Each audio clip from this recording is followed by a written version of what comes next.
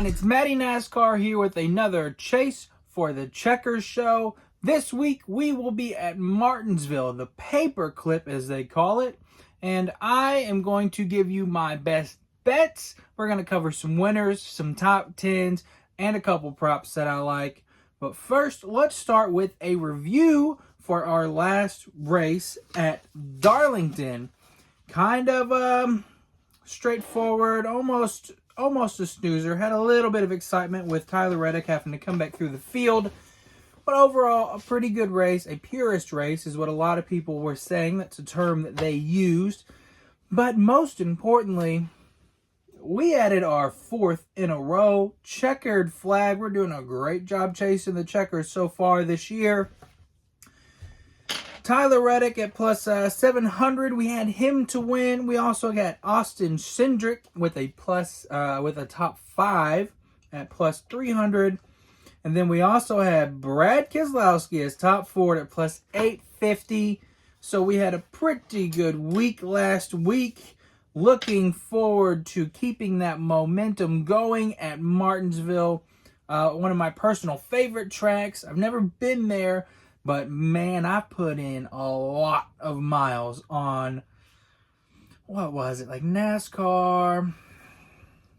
It was like the 2005 or 2006 game. I don't know, all of them, really, that I've played. Martinsville was my go-to track. I loved racing Martinsville. So, yeah, I put in a lot of miles there. It's one of my favorite tracks, even though the races there haven't been great, especially... like when we first started going there in the next gen era. Been a little bit better lately, but overall, just always excited when we go to Martinsville. Love a good short track and love Martinsville. But let's jump into some of these picks. I'm going to start off with some props, and we are going back to the well here.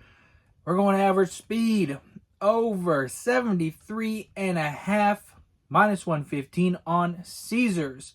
Now, I want to start this by saying I could look like an idiot. Why is that, Matty? Well, I'll tell you. It's because I don't really know if the horsepower package that we're taking here to Martinsville, added with the tires that we took last year, are going to significantly change the research I've done. Okay? Now, my big dumb brain says more horsepower mean go faster. That's what I think makes sense to me. You could tell me if I'm wrong. Because on the other hand, if I think deeper, it's like, well, if they have more horsepower, are they going to be more out of control? Are they going to save more? I don't know. What I do know is I took all of these speeds for the next gen races here, and it came out to be 74.87, which is obviously higher than the 73.5. And if this was the number that it was set at every time, it would have hit every time but once. So to me, it feels like that's a no-brainer.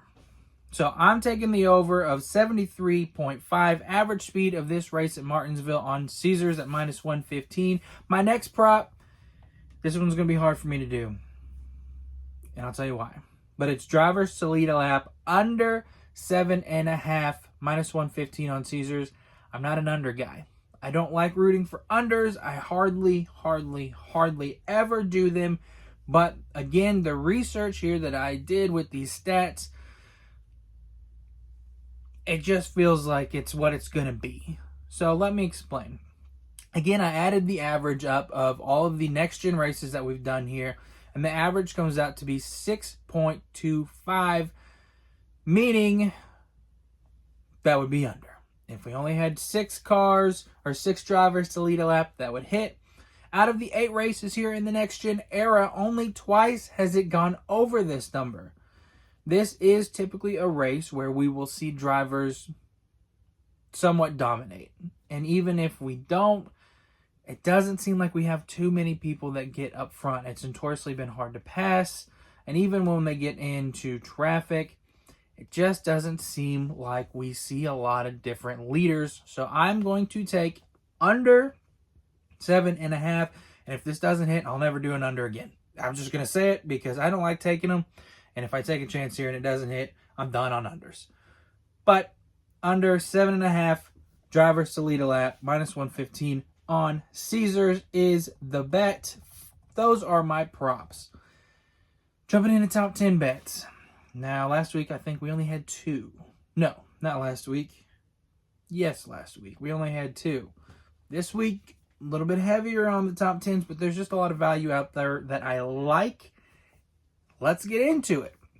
My first pick that I like is Bubba Wallace at +110 on DraftKings.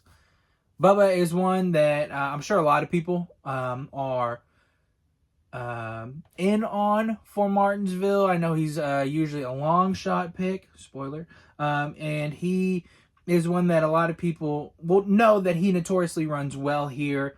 He got a truck win here. Freddie, his spotter, seems to always pick him for their little winners pool that they do on Door Bumper Clear. He always picks him for Martinsville, and it makes sense because Bubba, his stats here are really good. He has an average finish of 10.9, 13.3 average speed, and those alone, good value for a top 10 in my opinion. But you mix in that 23.11 speed that they've had this year, and it just makes sense that unless they find some trouble, which I'm hoping they don't, that they will be up there mixing it up for a top 10, if not further up, in the standings, fighting for maybe a top 5. But my next guy is Ty Gibbs at +110 on DraftKings as well. Ty on the stat sheet doesn't necessarily jump out to me as a top 10 threat. His average finish is 18.7. His speed rankings and driver rating is around the 15th area. But why I like this pick is recency bias. Now, his last 2 finishes here was a 13th and a 12th. So to me, that shows some growth. And just like Bubba Wallace, Gibbs has been a driver this year who has impressed me. He's gotten, I think he was outside the top 5 this last race at Darlington, but before that he had like 2 or 3 in a row. He did still have a top 10. So I just really like what I've seen out of Ty Gibbs, and that's saying a lot because I'm not a Ty Gibbs guy. But I like him to keep that momentum going, and I like him to get his first top 10 here at Martinsville. Moving on, though, I've got Ryan Preece at +135 on DraftKings. This is the type of track that Ryan Preece, cut his teeth at, I believe. Don't know where that saying comes from, but it's where he got his start on. He's a short track guy. It's what everybody says. It's true. He's raced a ton of short track races throughout the country. His skill was shown on his Bowman Gray win, which was his first Cup win, even though it wasn't a points race or anything. But still, I think has a lot of momentum. RFK had a great showing last week at Darlington, showing that they do have speed. So I think that mixed with just his knowledge of these short tracks, of this track in particular, he can absolutely be a top 10 driver. His stats show that he's got an 11.8 average finish here, so close to a top 10 average finish already. So I really like Ryan Preece at +135 on DraftKings for a top 10. Moving on, a couple longer shot top 10s here. I've got Todd Gilliland at +450 on DraftKings. I think Todd's got a really good shot here. If you look at the stats, which all the stats that I look at, gotta shout out my guy. Let me find them. Speed rankings, don't need speed rankings. Where's that? My guy, Ryan on iFantasy Race. Make sure you follow him on Twitter. He's going to have all the stats that you need, all the stats that I use, I get from him. So, Ryan, you're the man. Thanks for all the stats that you put out. And again, follow him if you want to see all these stats. But with that being said, the stats show that Todd Gilliland has an average finish of 17th, but 3 top 10s in the last 5 races here. So showing recently that he has ran well. His speed and driver ratings are closer to the 15th range, but he just seems to always be in that like 13th to 9th finishing position. So at plus 450, I like that number, and I think it's worth the shot. Just looking back here, his last... my mic's been finicky, so I apologize. I'm making sure that it's turned on. Todd Gilliland, last 2 finishes here, 9th and a 10th. So I know that they haven't necessarily been too fast so far this year, but this is a good place to kind of make a good start to get a streak going of some good finishes, which I would love to see Front Row do. I like all 3 of those guys over there. So I think Todd Gilliland can start maybe a streak and get his a top 10 here, a plus 450 at Martinsville. Next long shot top 10 pick I like is the road course guy, SVG, at plus 500 on Caesars. Now, if you watch the broadcast, I'm sure they're going to say it because they say it all the time, but these short tracks kind of have some similarities to the road courses, and you will see history shows that road course guys seem to do well at these short tracks because of all of the braking that happens. And SVG, with only 3 starts in this car at Martinsville, has shown that is probably potentially kind of true. He's got a 12th place and a 14th place finish. He does have one that is excuse me, 35th. So something probably happened. I don't think he just ran around 35th. I don't remember off the top of my head. But when he is running, a 12th and a 14th, and that is before he, really started to find his own in these ovals. He's ran well so far this season. Seems to be really getting the hang of some of these ovals.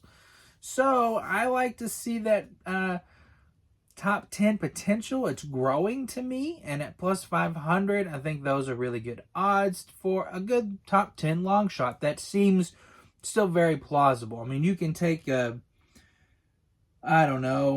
Ricky Stenhouse Jr., no offense to Ricky, for a top 10, it's going to be, a plus, I don't know what it is, 800-900 or something at some point. But Ricky's got a 27.9 average finish. Highest finish is 19th. I'm just not going to take that. Plus 500 for a guy who's got a 12th and a 14th and seems to be getting better. Just seems like a smarter play to me for a long shot top 10. But those are my top 10 picks. Let's move on to winners. That's what everybody's here for, I imagine. Those are the most fun to bet, right? You want to pick a winner.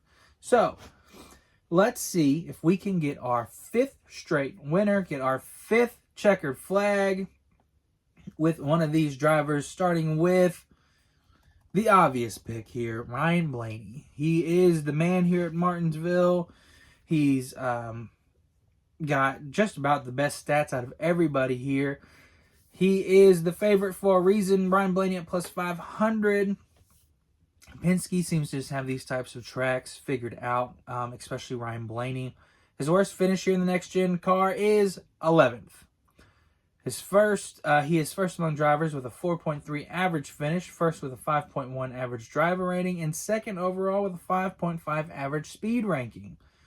So, to put it simply, he's just the best here. Like I said, I mean, he's only got 2 wins here, I believe, but very well could make it 3. And I don't think you can really...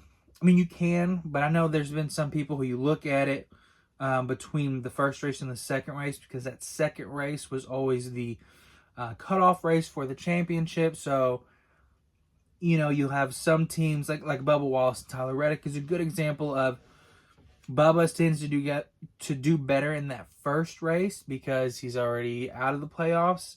Come the second race, so then you see his average finishes between first race and second race is different. Blaney, I think both of his wins are in the second race. Am I seeing that right? Ryan Blaney's only got 1 win. I'm looking at the wrong chart. My bad. Give me a second. 2 and 2. Yeah, so both of his wins have been in the second race. Excuse me.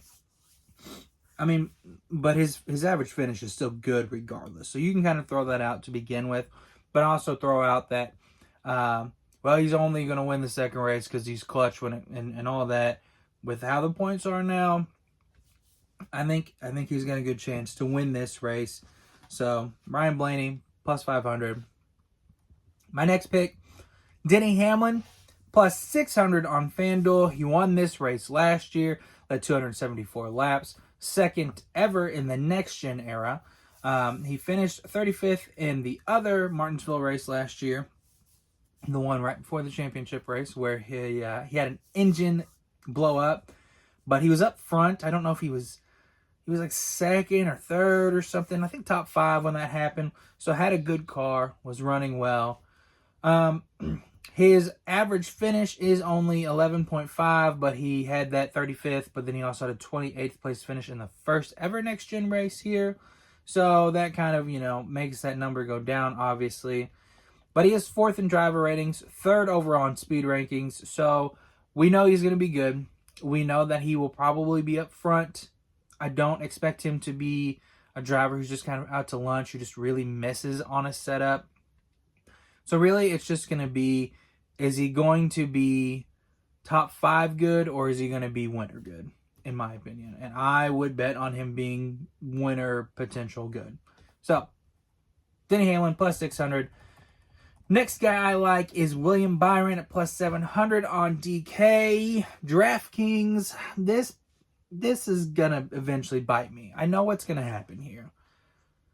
I have the take, and I've said this before, that William Byron isn't going to win a race this year because of the regular season champion curse. And I'm not just betting him because I want to, I always forget the term when I'm trying to say it, but when you like chase your bets or whatever, it's like when you, anyways, you get what I'm saying.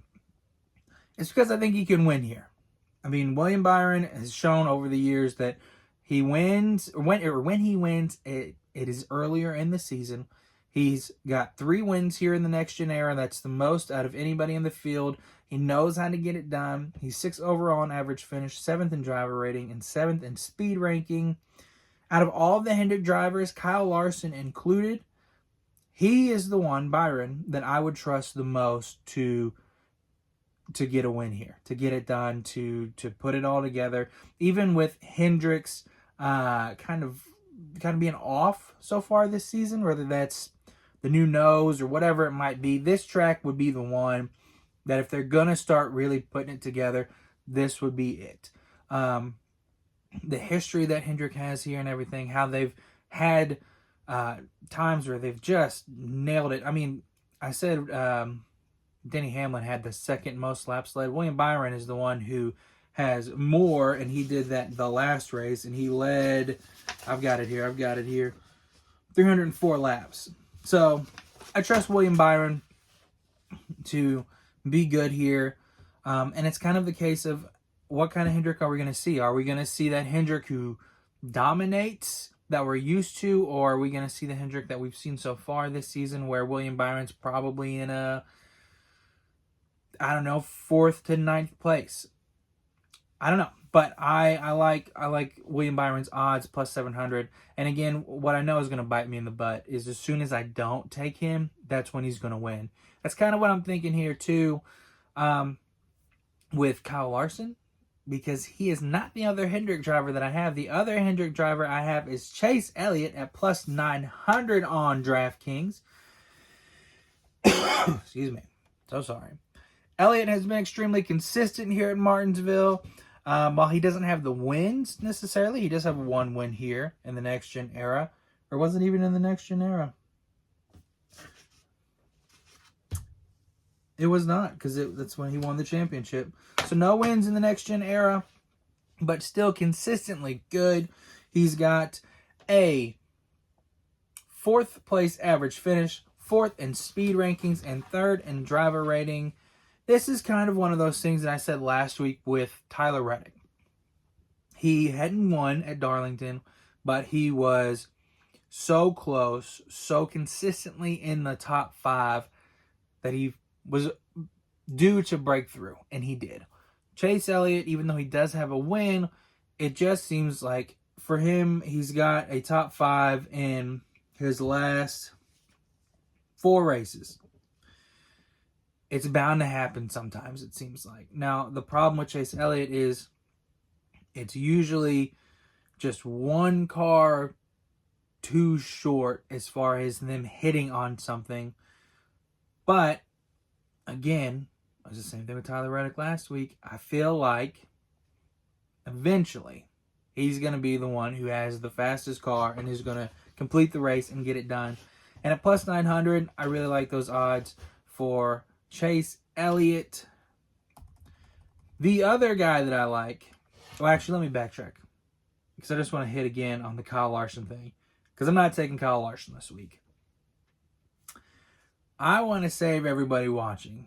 If you want to ignore everything else I said and take Kyle Larson, that might be the play because that's what usually happens is when I don't take Kyle Larson, that's when he wins.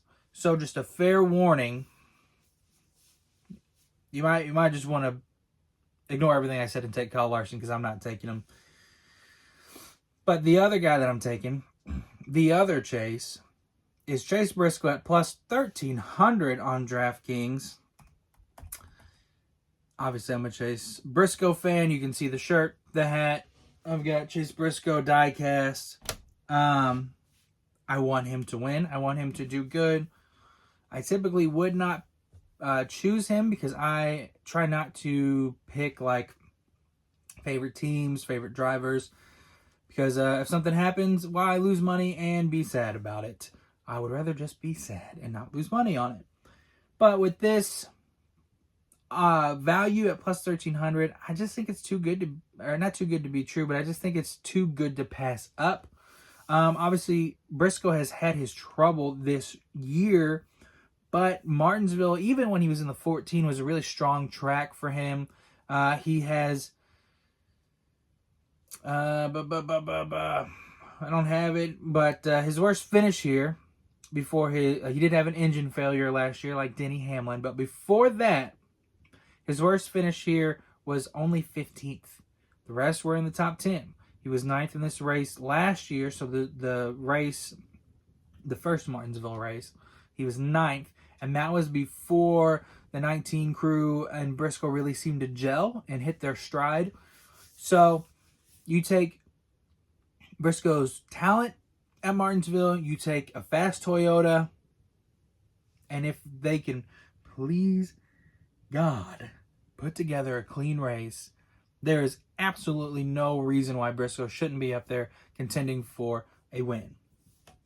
Now, to finish it off, I got 2 long shots for us, and I've already mentioned their names. So, we're pushing 23 minutes. I'm going to try to keep it short. I have Bubba Wallace at plus 2,700 on FanDuel, and I have Ryan Preece at plus 2,800 on DraftKings.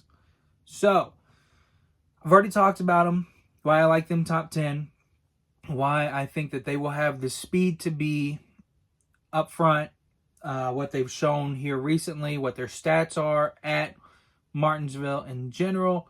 But those 2 cars are driving for teams that seem to have taken a little bit of a leap forward this year. The obvious one is 2311. They have been lights out. They've been setting up front and qualifying. Tyler Reddick has obviously been winning races. Bubba has been finishing very, very well. Obviously, last week was a bit of a hiccup, but without that mishap, I think he's contending for a win. I think he's up there with his teammate. So as good as Bubba's been here and as fast as they've been lately, I like them to take that next step of not just a consistent top 10 guy, but a contending for a win guy. It's the same thing with Ryan Preece. He finally got over that hump with Bowman Gray, and it wasn't just he was a pretty good top 10 pick. This is I think he's a sleeper pick for Martinsville. Now, this isn't going to be a shock to most people. Any other place you go, you'll probably see the same people because of Ryan Preece's short track history and his Bowman Gray win. and Bubba's history and stats here at Martinsville, but still really good odds at plus 2,700 for Wallace, plus 2,800 for Priest. So I'm going to put a little bit on that. Probably not a full unit, but I will put a little something on it, just because I honestly think this is the best shot that either of them have had, just due to the speed that both of their organizations have brought so far this season. So those are my picks. Let me know, comment below if you are going to tail or if you're going to say, nope, I'm just going to take Larson and trust that. I would get that. I understand. But comment below. Let me know if you're tailing. Let me know what you like about the picks. If you don't like them, keep it to yourself. I don't want to hear it, to be honest. So if you haven't already, also, please be sure to follow me excuse me, on Twitter or X at Chase for the Checkers. At Chase for Checkers. It'll be down below. You'll see it. My personal one is Matty NASCAR, which is also down below. I am still doing articles where I will release these picks about a day early. And I do videos for like a race review. It's post-race takes. So if you want to see an article for that, or if you want to see the video, it'll be here on YouTube, but you can also find it on my Twitter pages. So be sure to give those a follow, like, subscribe, all of that great stuff. And without further ado, enjoy the rest of your week. And good luck chasing the checkers.